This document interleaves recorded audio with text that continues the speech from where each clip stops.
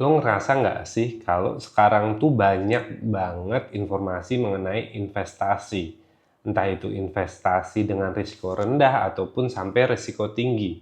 Investasi emas sampai ada sekarang namanya investasi kripto. Kita tuh kayaknya disuguhi bermacam instrumen investasi, tapi kita tuh nggak benar-benar mengetahui ilmu yang baik untuk investasi itu seperti apa, dan apakah investasi itu harus selalu dengan uang. Permasalahannya adalah untuk orang yang belum memiliki kecukupan finansial, kira-kira investasi apa sih yang bisa benar-benar akan memberikan keuntungan yang sangat besar untuk kita di masa depan? Hai, gue Harry. Hari ini kita akan bahas tentang investasi. Kira-kira investasi apa yang akan memberikan return terbesar, terutama buat kita yang umurnya 20-30 tahunan. Oke, sebelum kita memasuki tentang investasi, pertama yang perlu kita tahu adalah kenapa investasi? Kenapa orang sekarang banyak yang menggadang-gadangkan tentang investasi? Dan apakah investasi itu selalu kaitannya dengan keuntungan uang gitu? Investasi apakah selalu dengan kaitannya dengan finansial? Jadi investasi ini bisa dikatakan sangat baik karena di dalamnya itu ada yang namanya compounding effect, di mana saat kita menginvestasikan sesuatu, harapannya kan kita dapat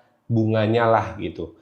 Nah, dari bunganya itu tadi, itu juga bisa menghasilkan bunga lagi. Itulah mengapa compounding effect ini bisa dibilang sangat seksi, karena misalnya kita memasukkan satu, nanti berbunga setengah. Nah, totalnya jadi 1,5 itu nanti akan berbunga lagi. Jadi 2 misalnya. 2 itu tadi akan berbunga lagi. Jadi compounding effect inilah yang membuat investasi itu sangat diminati banyak orang. Cuma permasalahannya di sini adalah banyak orang yang menyalahartikan tentang compounding effect ini dengan keuntungan dalam waktu singkat, karena sebenarnya compounding effect ini tidak akan memberikan kita keuntungan dalam waktu cepat dan singkat. Dengan kata lain, compounding effect ini sebenarnya tidak akan bisa membuat kita itu menjadi kaya dalam waktu singkat. Kemudian compounding effect ini tidak selalu berkaitan dengan uang. Jadi compounding effect ini bisa berkaitan dengan hal di luar uang, dan itulah kenapa saat kita membahas tentang investasi, walaupun kebanyakan akhir-akhir ini investasi itu selalu kaitannya dengan uang, tapi sebenarnya investasi itu tidak harus berupa uang. Investasi yang baik kita lakukan di umur 20-30 tahunan itu ada 5. Yang pertama adalah investasi ke kesehatan kita, ke badan kita. Kenapa? Saat kita muda, umur kita masih di bawah 30 tahun atau memasuki 30 tahun atau awal 30 tahun, tubuh kita itu bisa dibilang masih forgiving gitu, kayak tubuh kita tuh masih memiliki surplus biologis yang dimana kalau kita makannya sembarang, nggak olahraga, suka begadang, apapun yang kita lakukan yang bisa merusak tubuh kita itu bisa mengkompensasi.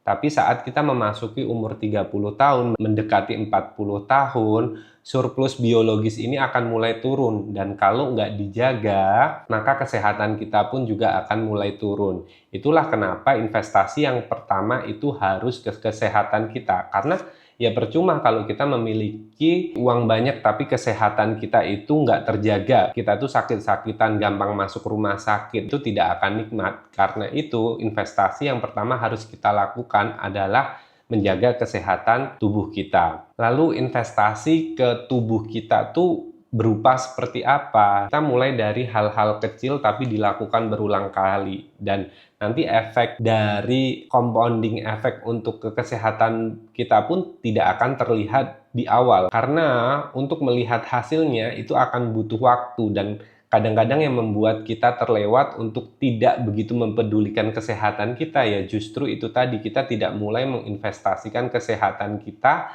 sedini mungkin. Akhirnya nanti saat kita sudah tua baru terlihat efek dari ketidakpedulian kita terhadap tubuh kita. Investasi di kesehatan kita tuh bisa dimulai dari misalnya rutin berolahraga, makan yang sehat atau dijaga. Nggak masalah kalau misalnya sesekali makan makanan yang kita sukai gitu, tapi bukan berarti makan yang tidak sehat itu setiap hari. Kemudian yang selanjutnya adalah menjaga pola tidur kita. Setidaknya kita jaga kecukupan dan kualitas tidur kita setiap hari. Karena kalau kita tidak bergerak, kita tidak menjaga makan, kemudian recovery kita juga asal-asalan, maka lama-kelamaan tubuh kita itu nggak akan bisa mengkompensasi lagi. Karena mau gimana pun penuaan itu akan terjadi dan semua fungsi tubuh kita itu akan menurun saat itu terjadi dan kita masih melakukan hal-hal yang merusak tubuh kita. Lama-kelamaan tubuh kita tidak akan bisa mengkompensasi dan akhirnya akan menunjukkan gejala-gejalanya berupa mungkin sakit-sakitan, lebih renta dibanding umur kita, dan akhirnya nanti akan merugikan diri kita sendiri. Investasi yang kedua yang sangat baik untuk kita itu adalah investasi di kemampuan untuk belajar. Anggap skill kita itu seperti software. Saat kita nggak mengupgrade skill kita, maka kita akan tertinggal zaman. Di era digital sekarang ini, kemampuan itu bisa digantikan dengan AI itu secara mudah, apalagi kalau kita tidak pernah mengupdate kemampuan kita atau skill kita. Di mana konsep investasi di dalam kemampuan untuk belajar itu adalah usaha untuk mengumpulkan kemampuan baru, kemudian menggabungkan dengan kemampuan kita yang lama, skill kita yang lama. Harapannya kombinasi dengan skill yang lama dan skill yang baru itu bisa membuat kita menjadi sesuatu yang unik, dan pertumbuhan dari skill tersebut itu bisa eksponensial karena saat kita mengombinasi skill A dengan skill B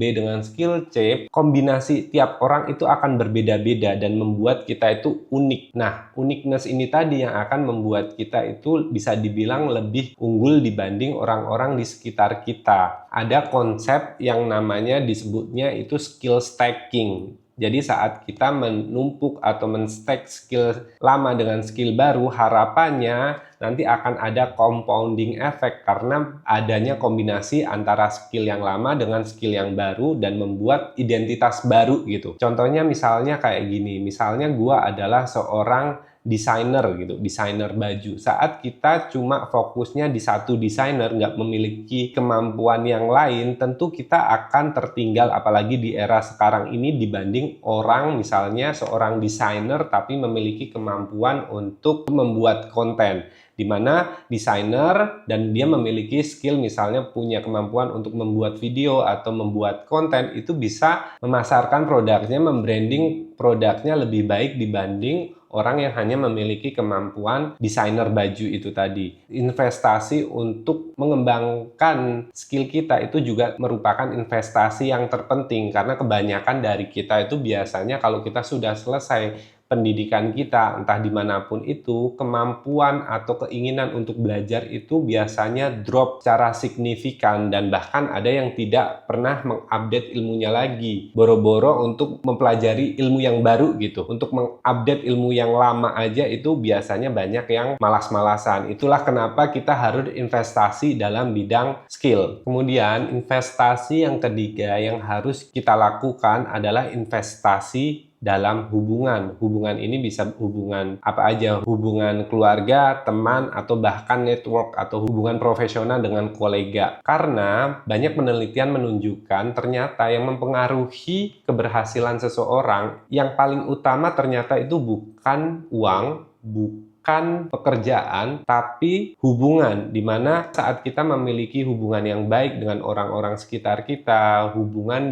dengan orang-orang yang mendukung kita untuk berkembang, itu akan jauh membantu kita itu menjadi orang yang lebih sukses di masa depannya dibanding pekerjaan kita atau misalnya modal kita atau uang kita. Kemudian investasi yang keempat itu adalah financial habit. Di sini baru kita memasuki investasi finansial, dan di sini pun sebenarnya yang ditekankan itu bukan seberapa banyak atau seberapa uang yang kita investasikan, tapi membangun kebiasaan untuk berinvestasi, karena yang berat dari investasi itu adalah konsisten, di mana biasanya investasi dalam bentuk finansial, entah itu stock market atau lain sebagainya, itu harganya akan naik dan turun. Nah, saat kita tidak terbiasa untuk konsisten berinvestasi, maka kita bisa terbawa emosi. Saat marketnya turun, kita buru-buru ambil. Saat market naik kita masukkan, tapi tiba-tiba anjlok lagi. Itulah kenapa kita menginvestasi finansial, tapi di umur kita yang sekarang ini baiknya adalah mencoba untuk membangun kebiasaan untuk berinvestasi. Fokusnya bukan seberapa banyak uang yang bisa kita investasikan, tapi seberapa rutin kita bisa berinvestasi. Akan lebih baik kalau kita tiap bulan selalu berinvestasi walaupun kecil dibanding kita setahun sekali langsung banyak. Karena saat kita berinvestasi misalnya sebulan sekali tapi secara rutin, itu akan membangun kebiasaan kita untuk selalu menyisihkan penghasilan kita untuk diinvestasikan. Dan saat kita nanti mungkin pendapatannya akan jauh lebih besar di masa depan, kita sudah punya kebiasaan itu untuk selalu menginvestasikan sebagian budget kita ke dalam instrumen investasi finansial. Kemudian investasi yang kelima atau yang terakhir adalah investasi terhadap self-awareness atau kesadaran diri. Jadi biasanya untuk kita di umur-umur